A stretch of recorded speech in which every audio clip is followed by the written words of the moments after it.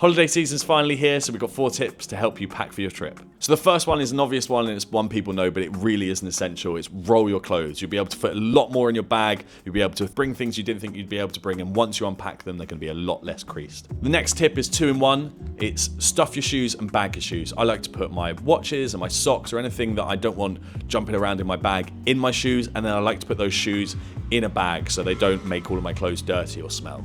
On to the next tip. Nobody wants to be that guy who's holding up the queue at passport control, so put your essentials in another bag. Bring a little bum bag or something over your shoulder, just separate from your main bag, to put your passport, any travel documents, your boarding pass, something like that in. Porter have a fantastic range of smaller bags and ones you can wear close to your body in lots of different sizes and shapes and colours.